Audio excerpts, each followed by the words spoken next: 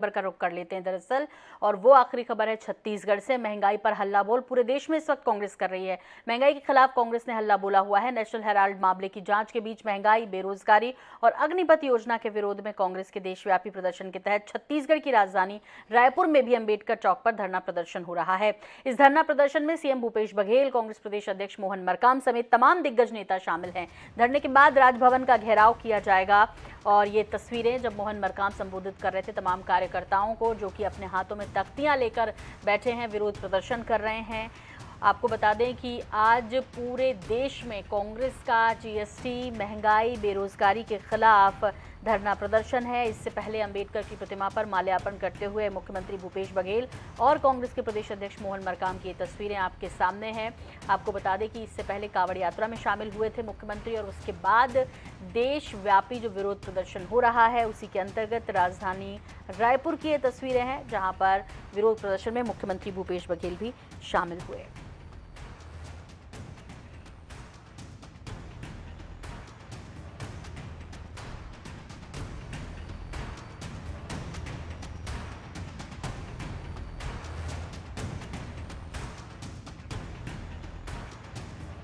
कांग्रेस का हल्ला बोल, कांग्रेस के पूर्व अध्यक्ष राहुल गांधी हिरासत में काले कपड़े पहनकर पहुंचे थे विरोध प्रदर्शन करने के लिए। जिस क्षेत्र में धारा 144 है वहां पर भी मार्च निकाला जा रहा था, कांग्रेस की तरफ से कोशिश, और इसके बाद वो हिरासत में। फिलहाल ये दिल्ली की अपडेट। लेकिन इस बीच धनंजय सिंह ठाकुर जी हमारे साथ जुड़ गए हैं, कांग्रेस प्रवक्ता। धनंजय जी, आज विरोध प्रदर्शन पूरे देश में है।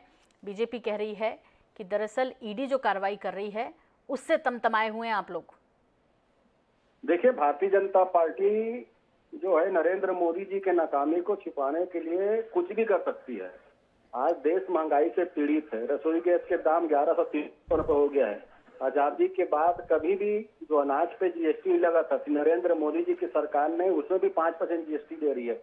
अभी कल ही एक अखबार की सुर्खियां थी, एक बच्ची प्रधानमंत्री नरेंद्र मोदी जी को पत्र लिखकर कहती है कि पेंसिल के दाम बढ़ गए हैं, और पेंसिल जब वो मांगती मम्मी से तो मम्मी उसको डांटती है। स्वाभाविक सी बात है, जब देश की जनता पीड़ित है, घर घर पीड़ित है, हर बच्ची पीड़ित है, ऐसे में भारतीय जनता पार्टी के पास उस महंगाई को स्वीकार करने के बजाय झूठे आरोप लगाने के अलावा कुछ नहीं बचा। जी धनंजय जी, लेकिन साफ तौर पर बीजेपी का ये कहना है कि चूंकि संसद में भी कुछ इस तरह की चीजें हुई कि जहां बर्खास्तगी करनी पड़ी, वहीं दूसरी तरफ अब सड़क पर भी आपकी टाइमिंग को लेकर वो इशू उठा रहे हैं। वो कह रहे हैं कि महंगाई ऐसी नहीं है जिस तरह कांग्रेस के शासनकाल में हुआ करती थी। दरअसल ये सारा गुस्सा जो है ये सिर्फ इसलिए कि एक विशेष परिवार यानी गांधी परिवार से जिस तरह से ईडी पूछताछ कर रही है, जिस तरह से हवाला का लिंक मिला है, उसके बाद कांग्रेस ज्यादा आक्रोशित है। देखिए, मैंने कहा ना, सदन जो देश का सर्वोच्च सदन होता है, जहां देश की जनता की समस्याओं का निराकरण होता है, वहां देश की समस्याओं को उठाया जाता है। उस सदन में केंद्र में बैठी सरकार विपक्ष की आवाज को दबा रही है, कुचल रही है। अगर कांग्रेस के सांसद आप वहां बात करते हैं कि आटा और दाल पर जीएसटी लगा दिया 5%, दूध पर जीएसटी लगा दिया है, दही पर जीएसटी लगा दिया है, पुस्तक कापी पर जीएसटी लगा दिया गया है, महंगाई चरम सीमा पर है, अर्थव्यवस्था गर्त में जा रही है, पूरी तरीके से देश पीड़ित और प्रताड़ित है, तो उसके जवाब देने के बजाय सदन से उनको बर्खास्त किया जाता है। और ईडी की बात करें, उस ईडी के जिस ईडी ने कांग्रेस के नेताओं पर जो लगाए जो आरोप थे उसको 2015 में खारिज कर दिया था। ये तो राजनीतिक भेदभाव है ना, क्योंकि पूरे देश में आदरणीय श्रीमती सोनिया गांधी जी और आदरणीय श्री राहुल गांधी जी देश की आवाज उठा रहे हैं, सदन में भी आवाज उठा रहे हैं और सड़क में भी आवाज उठा रहे हैं। इससे भाजपा और नरेंद्र मोदी की सरकार डरी हुई है और देश की जनता महंगाई से पीड़ित है।